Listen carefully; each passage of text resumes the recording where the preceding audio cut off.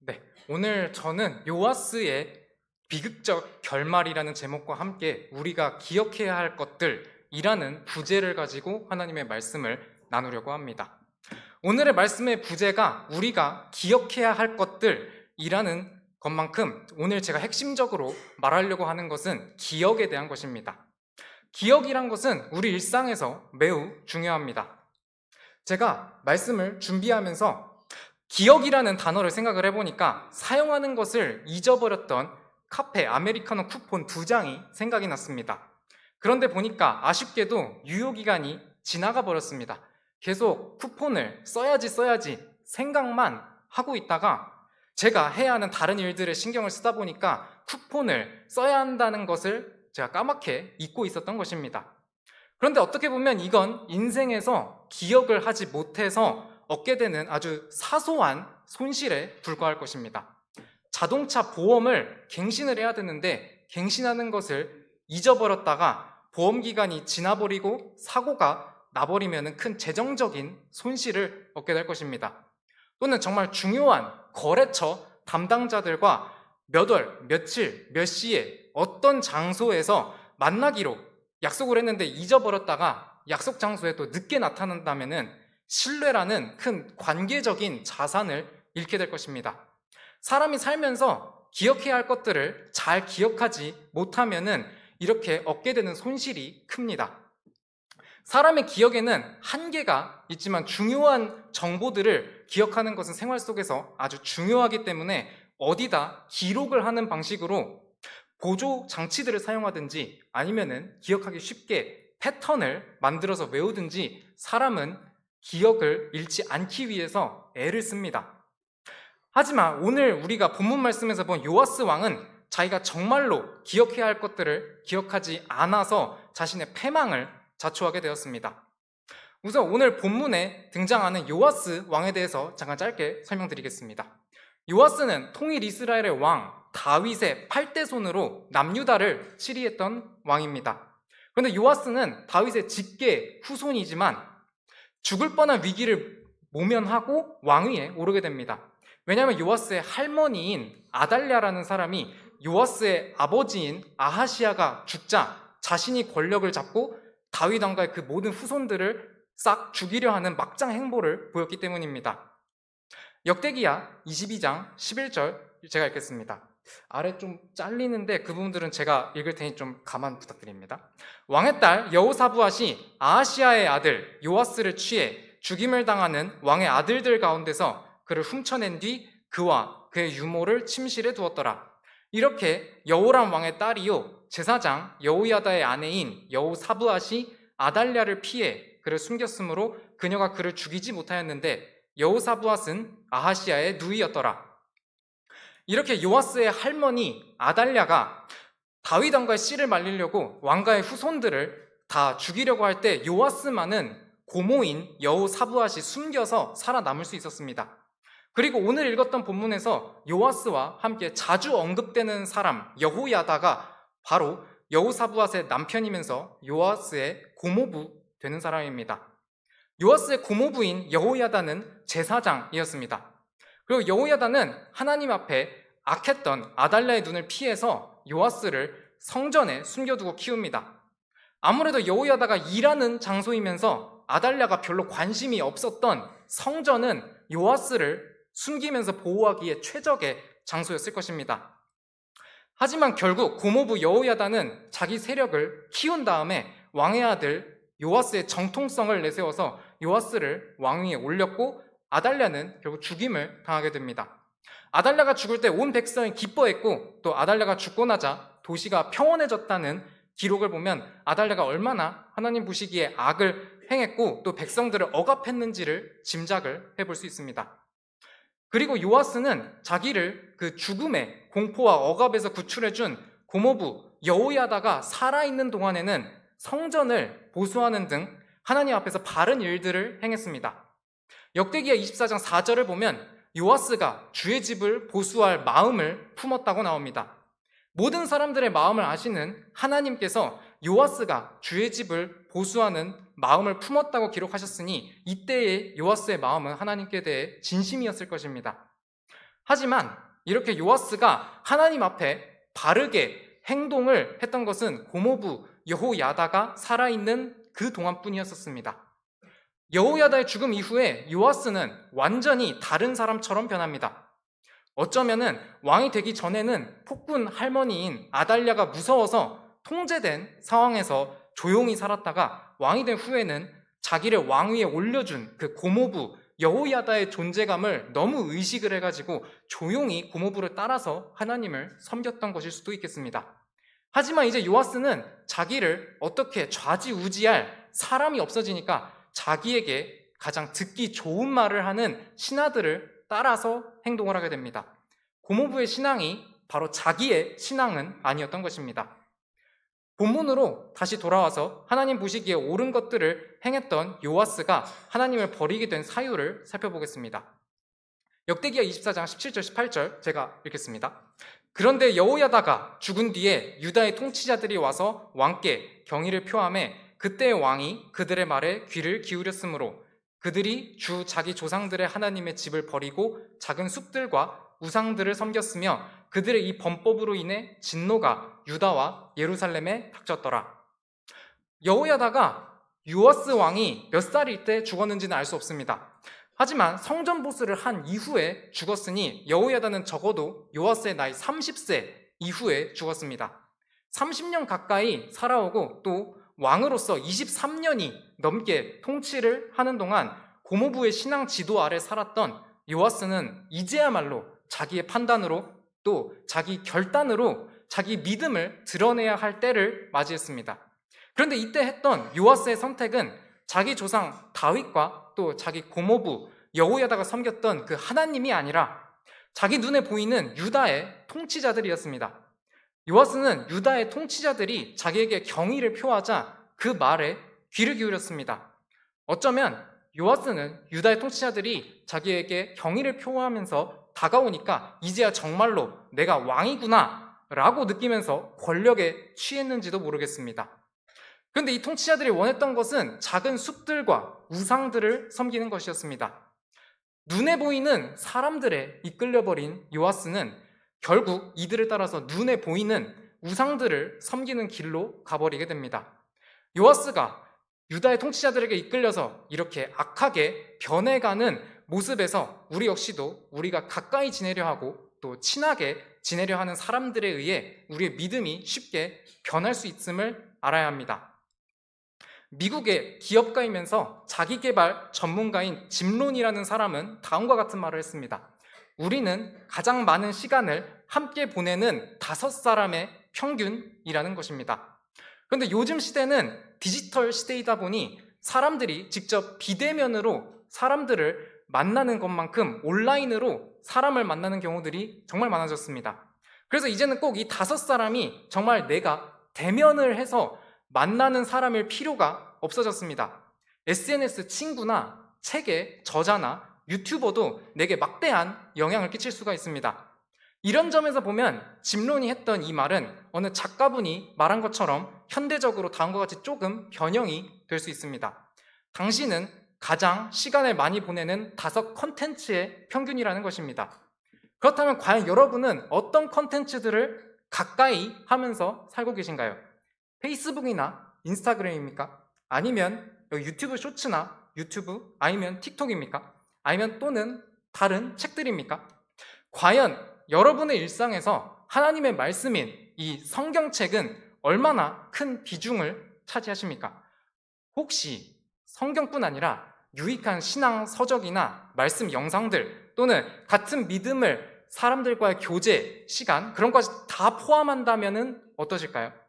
여러분의 일상에서 접하고 있는 이 컨텐츠들이 어떤 것들인지 돌아볼 때 여러분은 하나님과 가까이 있습니까? 아니면 세상과 가까이 있습니까?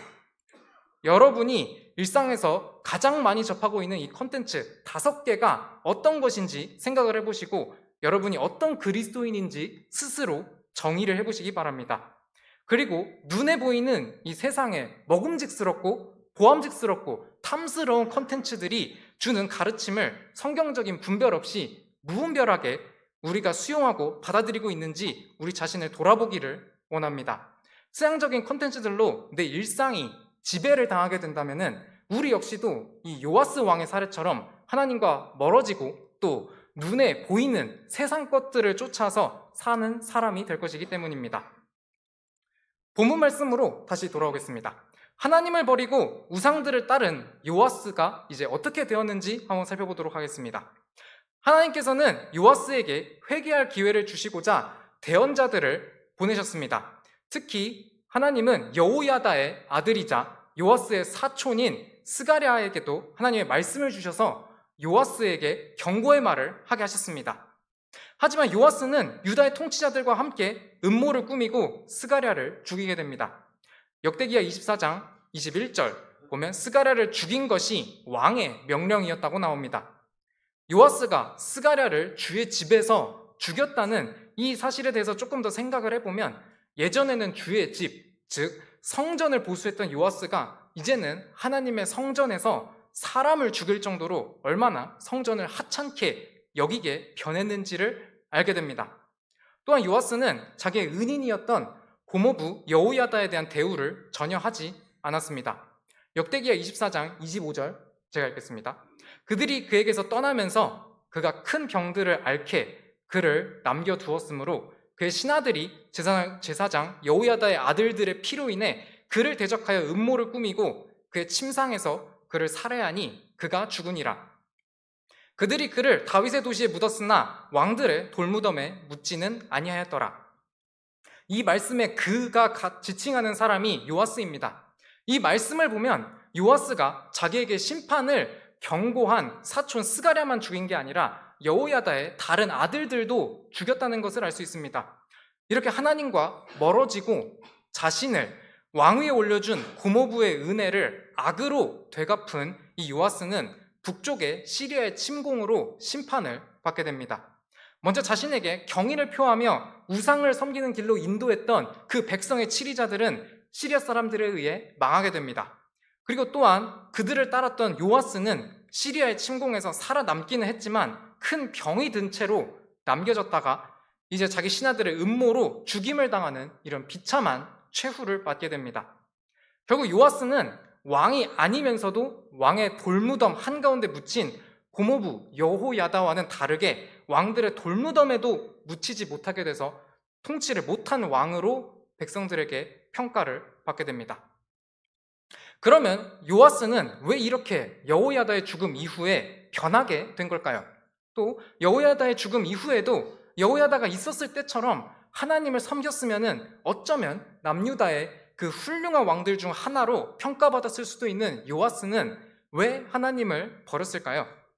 저는 이렇게 요아스가 변한 가장 큰 원인을 역대기야 24장 22절 말씀에서 찾아봤습니다. 역대기야 24장 22절은 다 같이 읽어보시도록 하겠습니다. 이같이 요아스 왕이 스가랴의 아버지 여호야다가 자기에게 베푼 친절을 기억하지 아니하고 그의 아들을 죽이니 그가 죽을 때에 이르되 주께서 그것을 보시고 그것에 대해 책임을 물으시기 원하노라 하니라. 요아스는 이 말씀에서 나오는 것처럼 여호야다가 자기에게 베푼 친절을 기억하지 않았습니다. 오히려 요아스는 여호야다가 죽자 이제 정말 내 세상이다고 생각한 것처럼 자기가 원하는 대로 또 자기에게 끌리는 대로 행동을 하면서 여호야다에 대한 기억을 지우려고 하는 것처럼 보입니다.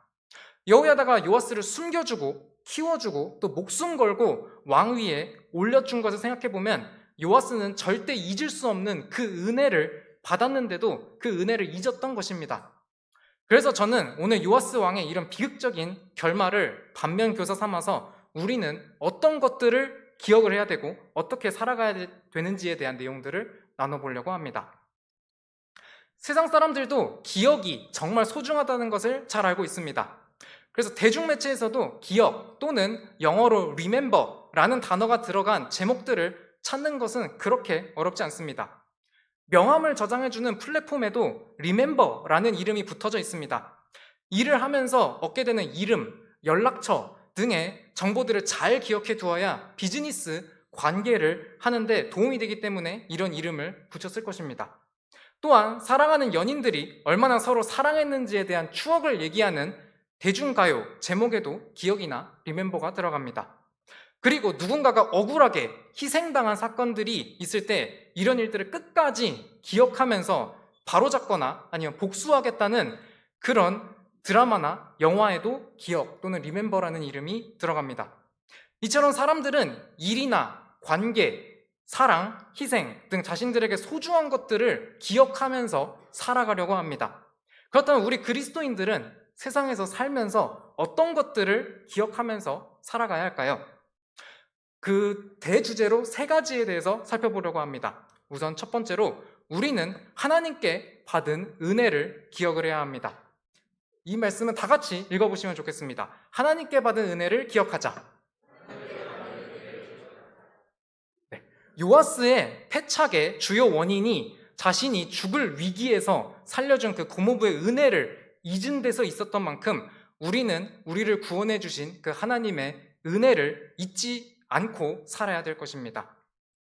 우리가 하나님께로부터 받은 은혜는 자세히 들여다보면 또 들여다볼수록 정말 많고도 다양하겠지만 우선 우리가 받은 구원의 은혜부터 되돌아보는 것이 우리의 기억의 시작점이 되어야 하리라고 생각을 합니다. 제가 예전에 들은 얘기가 있습니다. 그것은 경제적으로 파산에 다다르거나 아니면 가정의 파탄 상황에 다다른 것과 같은 절체절명의 상황에서 정말 이제 나 죽겠다고 말하면서 어떤 목사님을 찾은 그리스도인에 대한 것입니다. 그 목사님은 이때 그 그리스도인에게 구원의 은혜를 상기시켰습니다. 자신의 유일한 아들, 그 독생자 예수님마저 버리면서까지 당신을 사랑하신 하나님의 그 사랑의 크기가 현재의 고난의 괴로움의 크기보다 더 크지 않냐는 것입니다. 이 말은 당장에 죽을 것 같은 그 괴로움에 처한 사람이 그 말을 들은 당시에는 받아들이기 어려운 말일 수 있지만 이 말은 맞는 말입니다. 에베소서 2장 12절 같이 읽겠습니다. 그때 너희는 그리스도 밖에 있었고 이스라엘 연방 밖에 있던 외인들이며 약속의 언약들에서 분리된 낯선 자들이요 세상에서 소망도 없고 하나님 밖에 있던 자들이었으나 이 말씀처럼 세상에서 소망이 없던 사람들이 구원받기 이전에 우리의 모습이었습니다. 정말로 그렇지 않습니까? 우리는 하나님 밖에 있던 자들입니다. 죄가 없으신 하나님 앞에 감히 설 수 없는 죄인이었습니다. 이 세상에는 기본적으로 사람들에게 드러난 죄들을 짓는 죄인들이 있거나 아니면 들키지 않은 죄인들이 있을 뿐입니다. 자신의 선행이나 의로는 자신의 죄를 씻을 수가 없어서 죽으면 영원한 불 속에서 고통받을 수밖에 없는 것이 우리의 운명이었습니다. 하나님의 자녀가 아닌 마귀의 자녀이기 때문에 우리 마음대로 살면서 죄를 짓다가 지옥으로 가는 것이 우리의 운명이었던 것입니다. 그런데 여러분께서 다 아시다시피 예수님께서 우리의 모든 죄들을 다 짊어지시고 십자가에서 죽으시고 부활하셨습니다. 죄 없으신 예수님께서 십자가에서 우리의 모든 죄값을 한 번에 완불하셨기 때문에 우리는 하나님의 자녀가 되었습니다. 지옥의 권세와 그 죄의 권세에서 단지 예수님을 믿는 믿음 그 하나만으로 우리는 구원을 받았습니다. 이것이 정말 우주에서 보면 점 하나 크기만도 못한 우리들에게 부어진 창조주의 그 크나큰 은혜이지 않습니까? 이 은혜를 주시기 위해서 하나님은 자신의 유일한 아들 예수님을 희생하셨습니다. 그러니 세상 사람들도 자신들을 위해서 희생한 사람들을 기억하고 추모를 하는데 우리는 더더욱이 예수님의 나를 위한 죽으심을 기억하는 것이 마땅하지 않겠습니까? 우리에게 예수님의 희생에 대한 기억은 정말 중요한 기억이기 때문에 우리가 잘 기억할 수 있도록 주의 만찬도 명령으로 주셨습니다. 주의 만찬을 할 때마다 읽는 고린도전서 11장 23절에서 26절의 말씀을 보시면 주의 만찬을 할 때 빵을 떼어서 나누는 것을 통해 너희를 위해 찢긴 내 몸을 기억하여 이것을 행하라고 하셨습니다. 그리고 포도즙 잔을 나누는 것도 마찬가지로 포도즙을 통해 우리를 위해 흘리신 그 피를 상기하고 예수님을 기억해서 행하라고 합니다. 우리에게 이 기억만큼은 신앙의 정체성을 유지하는 데 필수적이면서 잊지 말아야 할 기억이기 때문일 것입니다. 그리고 이 기억이 우리가 세상에서 주님이 내게 어떤 분이신지 보이도록 동기를 부여할 것이기 때문입니다. 또한 복음으로 인해 핍박을 받을 때 이 기억이 우리로 하여금 요한복음 3장 16절에 나오는 말씀처럼 누구든지 예수님을 믿는 사람은 멸망하지 않고 영존하는 생명을 얻게 하려는 그 하나님의 마음을 우리에게 상기를 시켜서 우리를 소생시킬 것이기 때문입니다. 로마서 6장 23절, 좀 맨 아래 말씀은 영원한 생명이니란데 좀 잘렸네요. 일단 다 같이 읽어보시도록 하겠습니다. 죄의 삭은 사망이나 하나님의 선물은 예수 그리스도 우리 주를 통해 얻는 영원한 생명이니라. 이 구절은 복음 전할 때 정말 자주 인용되는 말씀입니다. 그리고 이 구절은 아까 기억과 관련된 대중매체 제작물들을 몇 개 소개해드렸을 때 있었던 드라마에 나오는 대사이기도 합니다. 드라마 배우도 외우는 이 성경 말씀을 우리 그리스도인들은 특히 더 기억하고 있으면 좋겠습니다. 이 말씀처럼 죄의 삭은 사망입니다. 그래서 우리 모두 사망의 권세 아래 있었습니다. 하지만 예수님을 자신의 구원자로 또 주님으로 믿어서 하나님께서 주신 영원한 생명을 선물로 받았습니다. 하나님께서 우리를 위해 주신 선물의 크기는 우리의 그 보통의 관념을 뛰어넘는 영원한 크기를 자랑합니다. 이 엄청난 선물을 받은 우리가 그 사랑을 계속해서 간직하고 또 기억하고 전하는 것이 당연하지 않을까요? 그런데 특히 어려서부터 부모님과 함께 교회에 다닌 어린 학생들이나 청소년분들은 이 하나님의 은혜 복음을 너무 어려서부터 듣고 자라서 당연하게 여길 수도 있을 것 같습니다. 그리고 신앙생활을 오래 한 사람들도 마찬가지로 어쩌면 현재는 머릿속에 복음의 지식이 가득한데 마음은 좀 식어서 이 은혜가 그냥 당연한 얘기지 하면서 들으실 수도 있을 것 같습니다. 어쩌면 오늘 본문에서 다룬 요아스도 여호야다에 대해서 별다른 감흥 없이 그냥 날 살려준 사람? 그 정도로 생각을 하고 마음속에는 내가 왕인데 여호야다의 존재감이 계속 의식된다고 생각했을 수 있을 것 같습니다. 호의가 반복되면 그것이 권리인 줄 안다는 말이 있습니다. 호의를 위해 상대가 썼던 그 수많은 노력들이 나를 위한 것이었다고 생각을 하지 않게 되면 이제 그 호의는 내게 너무나 당연한 권리처럼 받아들여지게 되는 것입니다. 그럼 어떻게 하면 우리는 하나님이 우리에게 베푸신 그 호의들을 권리로서 당연시 여기지 않고 계속 감사한 기억으로 우리에게 남길 수 있을까요? 저는 많은 그리스도인들이 좋아하면서 유명한 구절인 갈라디아서 2장 20절에서 이에 대한 답을 찾아보려고 합니다. 갈라디아서 2장 20절 같이 읽겠습니다. 내가 그리스도와 함께 십자가에 못 박혀 있으나 그럼에도 불구하고 사노라. 그러나 내가 아니요 그리스도께서 내 안에 사시느니라. 나는 지금 내가 육체 안에서 사는 삶을 나를 사랑하사 나를 위해 자신을 주신 하나님의 아들의 믿음으로 사노라. 네, 이 말씀을 보면 사도 바울은 하나님의 아들의 죽으심이 우리를 위한 죽으심이었다는 그 복음의 메시지를 바로 자신에게 적용을 합니다. 예수님의 죽으심은 다른 사람이 아닌 나를 위한 사랑 때문이었다는 것입니다. 그리고 예수님의 죽으심은 다른 사람이 아닌 나를 위해 주신 생명이었다는 것입니다. 그러니 다른 사람이 아닌 내가 그리스도와 함께 십자가에 못 박힌 채로 그럼에도 불구하고 이 세상을 살아간다는 것입니다. 그리스도께서 다른 사람이 아닌 내 안에 살고 계시기 때문입니다. 다른 사람이 아닌 나와 예수님 그 둘 간의 관계만을 바라보면 이 세상을 창조하신 그분이 나를 위해 죽어주시고 내 안에 함께 살고 계시면서 또 내 인생길에서 그 모든 희로애락을 함께 하신다는 것이 정말 내게 뜻깊은 일이 아닐 수 없지 않겠습니까? 이것이 정말 내 마음속에서 여러분 각자의 마음에서 두고두고 기억할 만한 일이지 않습니까? 혹시 우리가 이런 하나님의 은혜를 기억하지 못하고 하나님과의 관계가 멀어진 상태라면 우리가 어디서부터 떨어졌는지 기억하고 회개를 해야 됩니다. 요한계시록 2장 5절 같이 읽겠습니다. 그러므로 내가 어디서 떨어졌는지 기억하고 회개하며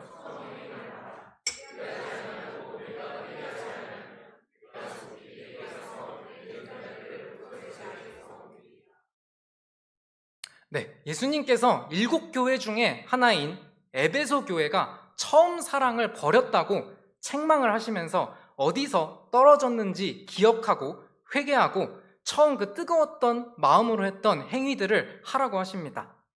이 말씀은 하나님께 대한 감사와 사랑이 식어가고 있는 우리에게도 정말 필요로 하는 하나님의 책망일 것입니다. 우리가 하나님과의 바른 관계를 회복하려 하지 않는다면 우리는 우리 안에 성령님을 억누르면서 슬프시게 하고 또 하나님의 능력은 우리에게서 떠날 것이기 때문입니다. 예수님께서 죽어 있다고 평가하신 사대 교회에게도 이와 유사한 책망을 하십니다. 요한계시록 3장 3절은 제가 읽겠습니다. 그러므로 내가 어떻게 받았고 들었는지 기억하며 굳게 붙잡고 회개하라. 그러므로 만일 내가 깨어있지 아니하면 내가 도둑같이 내게 가리니 내가 어느 시각에 내게 갈지 내가 알지 못하리라. 죽어있는 교회가 다시 살아나려면 성도들이 어떻게 말씀들을 받았고 들었는지 기억을 하면서 시작을 해야 됩니다. 특히 우리가 받은 복음은 씨앗입니다. 그래서 생명력이 있기 때문에 죽은 것처럼 있었다고 해도 다시 살아날 수 있습니다. 또한 우리에게는 그리스도의 심판석에 서야 한다는 그 엄중한 경고의 말씀도 주어져서 정신을 또 퍼뜩 들게 합니다. 우리도 예수님처럼 새로운 몸으로 부활을 할 것이기 때문입니다. 이 세상이 단지 끝이 아니기 때문입니다. 디모데후서 2장 8절 제가 읽겠습니다. 다윗의 씨에서 나신 예수 그리스도께서 나의 복음대로 죽은 자들로부터 일으켜지신 것을 기억하라. 예수님께서는 죽은 자들로부터 일으켜지셨습니다. 예수님이 흘리신 그 피는 양심을 깨끗하게 해서 살아계신 하나님을 섬기게 할 수 있고, 이 부활의 권능은 우리로 하여금 죄의 권세에서부터도 능히 우리를 건져내실 수 있습니다. 그러니 우리가 예수님과 함께 죽고 다시 태어난 사람들로서 예수님께서 우리를 위해 죽으시고 장사되시고 사흘 만에 다시 부활하신 그 은혜를 계속 기억하고 살기를 바랍니다. 탕자의 비유에서 탕자가 아버지 집이 얼마나 부유했는지 기억을 하고 이제 아버지께 돌아갔듯이 우리가 하나님의 은혜를 기억을 하지 못하고 하나님과의 관계가 멀어진 상태에 다다르게 된다면 이 기억이 우리가 하나님께 다시 돌아갈 수 있는 그 시작점이 될 것입니다. 지금까지 구원의 은혜를 기억하는 것과 관련된 성경 말씀들을 살펴봤습니다. 하지만 하나님께로부터 받은 은혜를 돌아보면 구원의 은혜는 그 시작점이었고 지금까지 내 인생길에서 함께 해주신 은혜들이 정말 크다는 것을 보게 됩니다. 내 인생길에서 하나님께서 주신 크고 작은 그 수많은 은혜의 순간들을 기억하는 것, 그것 또한 우리에게 중요합니다. 이와 관련해서는 제가 시를 하나 소개를 해드리려고 합니다. 지금 이 시간에 이 시를 다 읽어보기에는 시간이 좀 부족해서 간략하게 소개를 해드리려고 합니다. 그 시는 시편 71편에 나오는 시입니다. 이 시는 다윗이 쓴 시로 보통 노인들을 위한 시라고도 하는데 역경을 지나온 모든 사람들을 위한 시편으로 볼 수 있습니다. 인생길에서 하나님께서 내게 어떤 은혜들을 베푸셨는지 고백을 하고 이제 노인이 되어서도 하나님을 의지하고 나를 여전히 구출하실 그 하나님을 찬양하겠다는 의지를 담은 시이기 때문입니다. 이 시를 보면 인생에서의 세 가지 때가 나옵니다. 먼저는 태어날 때입니다. 시편 71편 6절 제가 읽겠습니다. 주께서 태에서부터 나를 붙드셨으며 주께서는 내 어머니 뱃속에서 나를 꺼내신 그분이시니 내가 계속 주를 찬양하리이다. 내가 어머니 태 속에서 자라날 때부터 하나님의 붙드심이 있었고 내가 어머니 배에서 꺼내 나와진 것도 하나님의 은혜이니 그 하나님의 은혜를 찬양하겠다는 것입니다. 그리고 이제 나오는 두 번째 때는 어린 시절부터 노인이 되기까지의 장성기입니다. 시편 71편 7절 이 말씀은 같이 읽도록 하시겠습니다. 오 하나님이여 내 어린 시절부터 주께서 나를 가르치셨으므로 지금까지 내가 주의 놀라운 일들을 밝히 드러내었나이다. 하나님께서 어린 시절부터 가르치셔서 하나님의 놀라운 일들을 밝히 드러내면서 살아왔다는 다윗의 고백입니다. 다윗이 어린 시절부터 노인이 될 때까지 그 수십 년의 인생을 살면서 얼마나 우여곡절들을 많이 겪었습니까? 양을 치면서 맹수들을 상대하고 민족의 원수 거인 골리앗도 상대하고 자기를 죽이려 하는 그 장인어른이자 왕인 사울을 피해서 도망다니고 왕이 되어서도 전쟁을 하거나 집안의 불화로 갖가지 사건 사고를 겪었습니다. 그런데 이렇게 자신이 적으로 생각했던 그 존재들 뿐만 아니라 자신의 집안 사람들까지도 자신의 적이 된 상황을 맞이했지만 다윗은 하나님의 놀라운 일들을 밝히 드러내었던 것입니다. 이렇게 다윗이 집안에 불화까지 겪었어도 하나님께 대한 믿음이 꺾이지 않고 계속 하나님을 찬양할 수 있었던 이유는 20절을 보면 그 수십 년의 기간 동안 하나님께서 그 고난들을 허락하시고 그 고난들 속에서 자신을 끌어올려 주실 것이라는 믿음이 있었기 때문입니다. 시편 71편 20절 이 말씀도 같이 읽어보시겠습니다. 크고 쓰라린 고난들을 내게 보이신 주께서 나를 다시 살리시며 땅의 깊음들에서 나를 다시 끌어올리시리이다. 다윗은 지금껏 수많은 고난 속에서 자신을 건지신 그 하나님을 봤었기에 자신이 고난들 속에 다시 들어가게 된다 해도 하나님께서 다시 건져주실 것이라는 믿음을 가졌던 것입니다. 우리도 다윗의 이 고백처럼 지금껏 하나님의 은혜로 지금 이 순간까지 여기까지 올 수 있던 은혜를 맛보지 않았습니까? 이 시에 나오는 세 번째 때는 백발의 노인이 된 때입니다. 시편 71편 18절은 제가 읽겠습니다. 이제 또한 내가 늙어 백발이 되었사오니 오 하나님이여 나를 버리지 마소서. 내가 주의 능력을 이 세대에게 보이고 주의 권능을 앞으로 올 모든 사람에게 보일 때까지 나를 버리지 마소서. 이제 백발의 노인이 된 다윗이 고백을 합니다. 자신은 주님의 능력과 권능을 사람들에게 보이려고 하니까 노인이 된 저를 버리지 말아달라는 것입니다. 다윗은 하나님께로부터 지금껏 받았고 또 늙어서도 받을 그 능력과 권능의 은혜를 계속 사람들에게 보이겠다는 것입니다. 정말 하나님께 은혜 입은 사람의 훌륭한 반응이지 않습니까? 시편 71편 살펴봤는데 이 말씀에서처럼 태어날 때부터 그리고 어린 시절부터 그리고 노년에 이르기까지 이 전체 인생길에서 우리가 하나님께로부터 받은 은혜가 정말로 많지 않습니까? 우리가 하나하나 기억을 못해서 그렇지 다윗처럼 이 은혜들을 드러내서 하나님을 찬양할 소재들이 정말 각자에게 많을 것이라고 생각을 합니다. 요한계시록 5장 9절 10절 제가 읽겠습니다. 그들이 새 노래를 불러 이르되 주께서는 그 책을 취하여 그 책의 봉인들을 열기에 합당하시나이다. 주께서 죽임을 당하시고 주의 피로 모든 족속과 언어와 백성과 민족 가운데서 우리를 구속하사 하나님께 드리셨으며 또 우리 하나님을 위해 우리를 왕과 제사장으로 삼으셨으니 우리가 땅에서 통치하리이다 하더라. 오늘 아까 특송으로 하나님은 내게 음악 주신 분이라고 찬양을 했습니다. 특송할 때는 이 땅에서 하나님을 찬양을 했지만 방금 읽은 이 요한계시록의 말씀에서 보다시피 우리는 하늘에서 또 새 노래로 하나님을 찬양을 할 것입니다. 하나님은 우리 모두에게 또 음악에 전혀 재능이 없는 사람에게도 음악 주시는 분이 되실 것입니다. 그리고 우리는 하늘에서 우리를 위해 죽임을 당하시고 우리를 구속하시고 또 우리를 왕과 제사장으로 삼으신 하나님을 찬양하게 될 것이고 또 완벽하고 이 세상에서보다 훨씬 더 아름다운 찬양을 마음껏 하게 될 것입니다. 하나님께 대한 우리의 찬양은 이 세상에서만이 끝이 아니라 하늘에 가서는 하나님의 영광을 보면서 이어질 것입니다.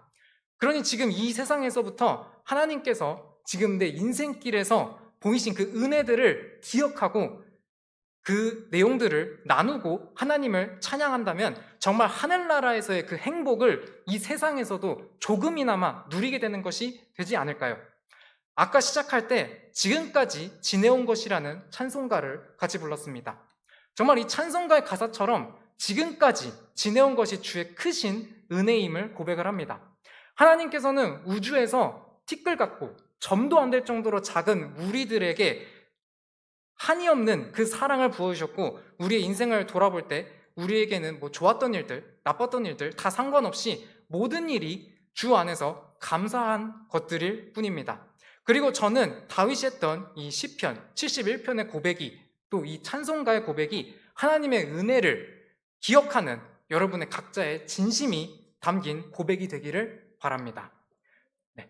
혹시나 감사할 거리를 잘 못 찾겠다 아니면 기억을 잘 못하겠다 싶으시면 하루에 감사할 거리를 하나라도 찾아서 노트에 기록을 해보시기 바랍니다. 어딘가에 기록을 한다는 것은 기억을 되살려주는 좋은 활동이기 때문입니다. 화면에 나온 것은 제가 작년 2024년에 감사한 것들을 썼던 것입니다.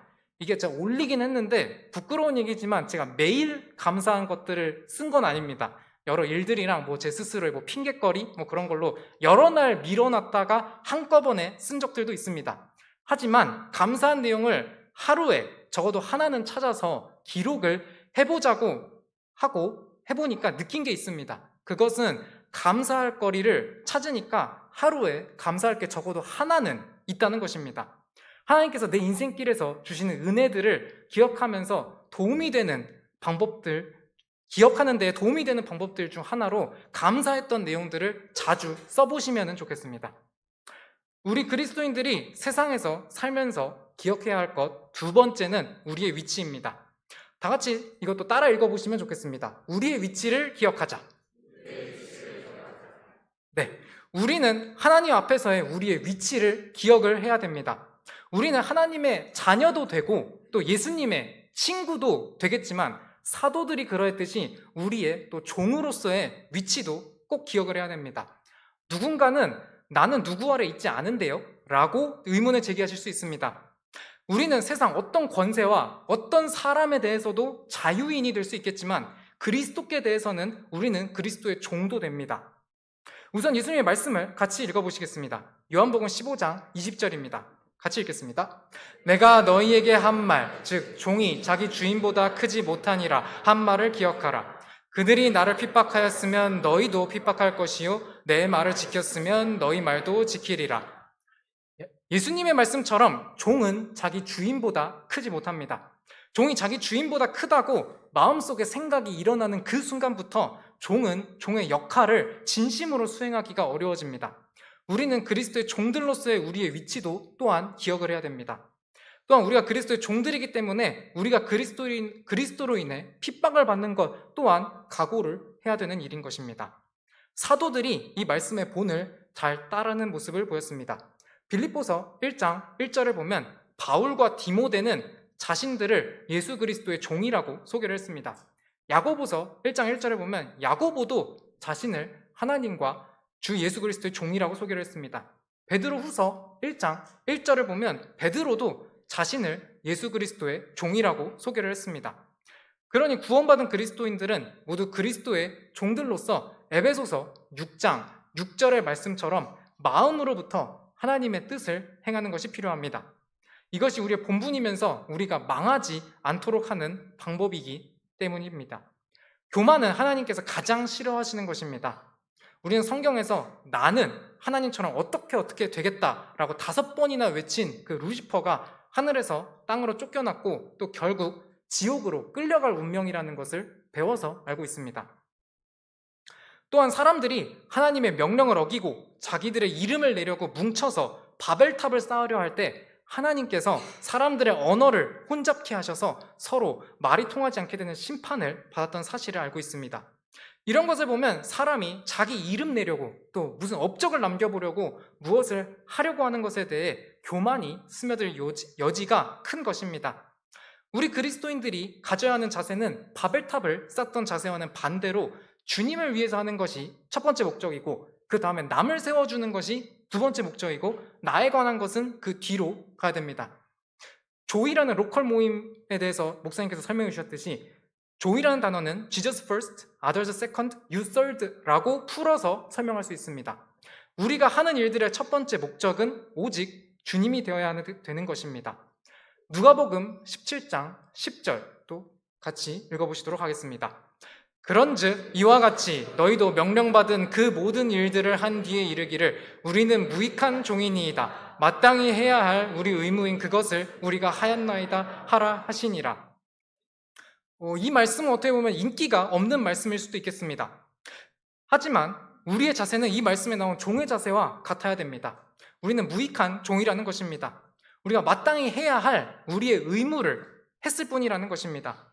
하나님의 은혜 없이는 하루도 버틸 수가 없고 하나님이 호흡을 걷어가시면은 그 순간 죽을 수밖에 없는 사람이 잘나면 얼마나 잘났다고 우리가 하나님 앞에 뭐라도 되는 양 교만을 할 수 있을까요?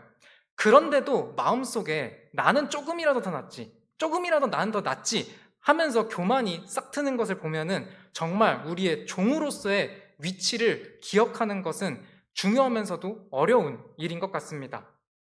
성경은 우리가 종으로서의 위치를 기억하면서 살 수 있는 방법으로 주님의 말씀을 가까이 할 것을 제시를 합니다. 그리고 이것은 사람들 중에서도 쉽게 교만해지기 쉬운 왕들한테 주신 하나님의 명령이었습니다. 시편 119편 105절을 일단 먼저 같이 읽겠습니다. 주의 말씀은 내 발의 등불이요 내 길의 빛이니이다. 주님의 말씀이 등불이고 빛입니다. 아마 중고등부 친구들은 이 말씀 외웠어서 잘 알 것 같습니다. 이 등불을 따라서 이 빛을 따라가면 우리의 위치를 벗어나게 되는 불상사에서 벗어날 수 있습니다. 신명기 17장 19절 20절 전반의 말씀 제가 읽겠습니다. 그것을 자기 곁에 두고 평생토록 그 안의 것을 읽어 주 자기 하나님 두려워하기를 배우며 이 율법의 모든 말들과 이 법규들을 지키고 그것들을 행할 것이니라.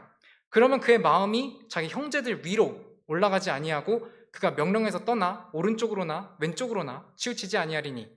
신명기 17장에는 이스라엘의 왕들에 대한 규정들이 나옵니다. 그 중에 하나가 방금 읽은 말씀에서 나온 것처럼 평생토록 율법책을 읽으라는 것입니다.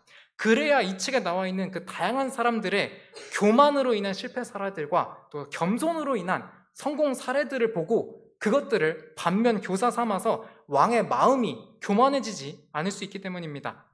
성경책을 읽을 때 우리 역시도 주 하나님의 두려우심을 배우고 그분의 위대하심과 놀라우심을 배우게 됩니다. 그러니 성경책을 매일 가까이 하시고 읽으시기를 바랍니다.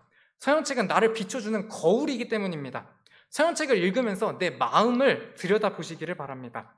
그러면 내가 하나님 앞에 교만한 위치에 서 있는지 아니면 그리스도의 종으로서 겸손하게 서 있는지를 볼 수 있게 될 것입니다. 우리 그리스도인들이 세상에서 살면서 기억해야 될 것 마지막 세 번째는 형제자매의 수고입니다. 다 같이 따라 읽어보시면 좋겠습니다. 형제자매들의 수고를 기억하자. 네, 우리는 하나님 앞에서 함께 배우고 교제하고 섬기는 형제자매들의 수고를 기억해야 됩니다. 각자의 재능을 가지고 각자의 역할을 맡아 수고하시는 형제, 자매님들이 있어서 교회가 유기체로 살아갈 수 있기 때문입니다. 교회가 사업을 해서 돈을 버는 영리 기업이 아니기 때문에 하나님의 말씀이라는 토대 위에서 형제 자매님들의 사랑이 헌신과 그 땀방울들로 나타날 때 교회는 살아있는 조직체가 될 수 있습니다. 실제로 말씀의 사역자, 성경 교사, 복음 전도자, 시설 관리자, 재무 관리자, 방송 담당자, 주방 봉사자, 청소 봉사자, 찬양대 등 교회의 그 여러 분야의 일들 중 어느 하나라도 빠지면은 교회가 정상적으로 기능을 하기 어렵습니다. 또 어린 학생들, 또 아이들도 있어야 교회의 분위기가 살아납니다. 이렇게 교회를 구성하는 각각의 지체들이 정말 소중하다는 것을 사도 바울은 정말 잘 알기 때문에 형제자매들의 수고를 기억해 줄 것을 서신서에서 여러 번 당부했습니다. 먼저 사도행전 20장 31절을 보면 바울은 에베소 교회 장로들에게 자신이 눈물로 각 사람을 훈계하던 것을 기억해 달라고 합니다. 우리는 말씀으로 성도들을 먹이기 위해 애쓰는 그 사역자의 눈물의 수고를 기억해야 됩니다. 또한 데살로니가 전서 2장 9절 말씀에서처럼 하나님의 복음을 선포하는 복음 선포자들의 수고를 기억해야 됩니다. 그들은 해산의 고통에 비견된 만큼 밤낮으로 엄청난 수고를 해서 하나님의 복음을 선포하기 때문입니다. 그리고 히브리서 13장 3절 말씀에서처럼 신앙의 박해를 받아 결박되고 역경당하는 자들을 기억해야 됩니다. 교회 지체가 고통을 당하면 온 몸이 함께 그 고통을 경감하기 위해서 애쓰는 것이 몸의 정상적인 반응이기 때문입니다. 이제 마지막으로 다음 성경 구절 살펴보고 마치도록 하겠습니다. 데살로니가 전서 1장 2절 3절 말씀 다 같이 읽어보시도록 하겠습니다. 우리가 기도할 때 너희에 대해 말하며 너희 모두로 인해 항상 하나님께 감사를 드리나니 이는 하나님 곧 우리 아버지의 눈앞에서 우리 주 예수 그리스도 안에 있는 너희의 믿음의 행위와 사랑의 수고와 소망의 인내를 우리가 끊임없이 기억하기 때문이라. 사도 바울은 데살로니가 성도들의 믿음의 행위와 사랑의 수고와 소망의 인내를 끊임없이 기억을 했다고 합니다. 믿음을 행위로 보이고 또 사랑을 수고로 보이고 소망을 인내로 보이는 그리스도인들의 실천의 모습이 정말 아름답기 때문에 사도 바울이 이것들을 끊임없이 기억하지 않았겠습니까? 우리 역시도 이렇게 각자가 믿음의 행위를 하고 사랑의 수고를 하고 소망의 인내를 하는 그런 성도들이 될 뿐만 아니라 그런 실천을 하는 성도들을 끊임없이 기억을 해주고 세워주고 사랑하는 성도들이 되기를 바랍니다. 이렇게 그리스도께서 우리를 사랑하셨던 그 사랑으로 서로에게 관심을 주고 서로를 기억하는 성도들이 많아질 때 그리스도 안에서 함께 성장하는 아름답고도 굳건한 교회가 될 것입니다. 이제 오늘 살펴본 우리가 기억해야 할 내용들을 요약해 보도록 하겠습니다. 세 줄 요약은 아니고요. 세 개의 요약입니다. 첫 번째, 하나님께 받은 은혜를 기억하시기 바랍니다. 특히 하나님께서 우리에게 베푸신 그 구원의 은혜와 내 모든 인생길에서 함께 해주신 그 은혜를 기억해 보시면 하나님과의 관계가 소원해졌더라도 회복되는 은혜가 있을 줄을 믿습니다. 두 번째로, 우리의 그리스도의 종으로서의 위치도 기억하시기 바랍니다. 특히 이스라엘의 왕들에게 하나님의 말씀을 평생토록 가까이 두고 읽으라는 명령이 주어졌듯이 우리도 하나님의 말씀을 읽고 말씀의 거울로 우리의 마음이 하나님 앞에 교만한지 겸손한지 또 우리에게 부족한 점들이 어떤 것들인지 들여다볼 수 있습니다. 세 번째로 형제자매들의 수고를 기억하시기 바랍니다. 형제자매들이 각자의 위치에서 헌신을 하고 있습니다. 훈계하고 가르치는 분, 복음 선포자, 핍박과 역경 중에 있는 분들을 기억해 주시길 바랍니다. 그리고 우리 스스로가 믿음의 행위와 사랑의 수고와 소망의 인내를 실천하는 사람이 되면서 동시에 그렇게 실천하는 성도님들을 사랑으로 기억을 하고 세워주는 사람들이 되기를 바랍니다. 오늘 요아스 왕의 비극적인 결말을 통해서 우리가 무엇을 기억하며 살아가야 되는지에 대해서 돌아보는 시간을 가졌습니다. 오늘 주신 이 말씀을 붙들고 하나님께 받은 은혜를 기억하면서 우리의 위치를 또 기억하면서 또 형제자매인들의 수고를 기억하면서 새로운 한 주에 살겠다고 다짐하면서 주님의 은혜를 간구하는 시간을 가지도록 하겠습니다. 각각 기도하시도록 하겠습니다.